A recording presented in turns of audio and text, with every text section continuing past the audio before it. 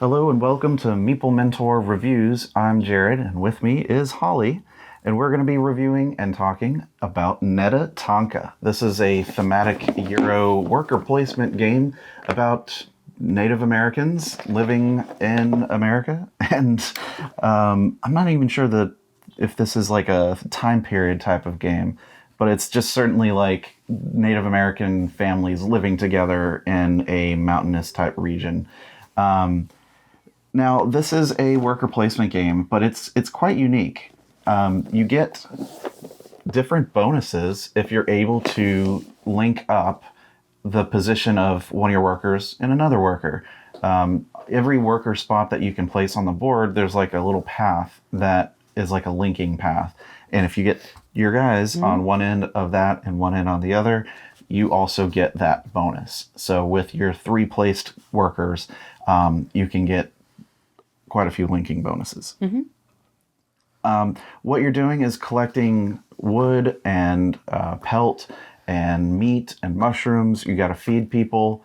You got to build tents, and that's where you use the pelts and the wood. And you also build your own totem in the center of your player board, which kind of has a race sort of mechanism to it, where whoever kind of gets builds it the highest, the fastest, kind of stays ahead of that race for a lot of points, bonus points at the end. And if you make the totem with sets of 2 wood and 1 like bone, which I think is like the buffalo head, basically, for every set of those, you also get extra points. So the bone resource is the most limited and most difficult to get. So anytime you have the opportunity to, it's difficult. There is also a linking bonus that gives you bone. Yes, and there might only really be 1. Other than that, there's a space where that's all you take is 1 bone piece. Another interesting part or unique part of the worker placement gameplay is there are 2 spaces that you don't retrieve your worker at the end of the round. Instead, they follow this walking trail path to immediately go to this the next space in the corner. So like one, if you go somewhere, then he's going to take a path to go to hunt buffalo. And another where if you take, mushrooms or wood, then you have to move that guy at the end of the round to the space behind it where you have to actually go and chop wood and provide more resources for the community. Which is pretty neat. It is neat. You also have to provide buffalo to be hunted before you can get meat, right? Yeah, you have to, someone has to the meat. Kill a buffalo to replenish the meat and the pelt supply, which is a worker space to pick up. So you are sometimes relying on other players to execute their action before you do the action that's associated with gaining that meat. Because if you're there and they haven't taken their turn yet to kill the buffalo, then you're not going to gain much. Right.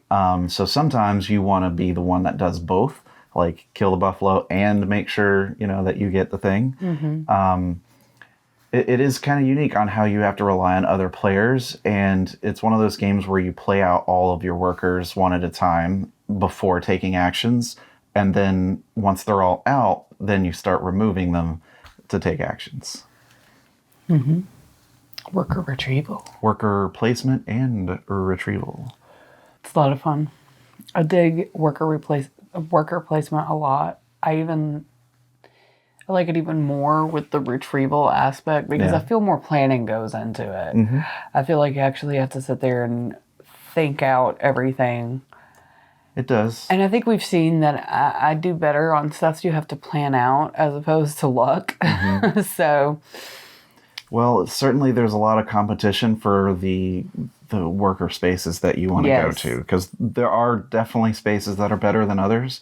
And once you've placed a guy, you're incentivized to stay around that area to get those linking bonuses for an even stronger turn. But if you stay in one area, then you're missing out on other things that other players might be generating for you that round. So there's a lot of really interesting decisions. Yes. A lot of strategy involved. And, even just the fact that, one action can impact whether or not another one is successful, the timing of when you do things is really important. Even though there's a full display of cards that you can gain, and you might want to be the first to, get that. You might have to wait so that you can get something else produced before you do it. And there's just a lot of thought involved. Right. That said, it's not a complicated game. No. Rules wise, it's not difficult to learn or difficult to teach, but it is very deeply strategic. Yeah, it's a thinking game. It is a thinking game. I really enjoy it. I do like the art of the game a lot. I like the theme. I like the unique nature of the gameplay that I was describing. And I feel like it never overstays its welcome. Like, it's not too long. Like, it's your normal length of a general Euro, but it's not too long. It's not one where it's like, oh, we got to set aside like so many hours to play this. It's not like that. And I think it flows pretty quickly. There's a lot of interaction and needing to pay attention to what others are doing. We were able to play with new gamers, so it's not, while there is, like you were saying, while there is a lot of strategy, there's not necessarily overcomplication of rules. Right. You can play the game, but just not do well. Right. But I highly recommend trying it out if you get a chance. Neta-Tanka. This is by Boite De Jeu, designed by Hervé Rigal. And I enjoy it. You recommend it? Definitely. Cool. It's a good game. Final thoughts? Those are my final thoughts. All right. Well, thanks for tuning in to our review of Neta-Tanka. I've been Jared. I'm Holly. We'll see you next time.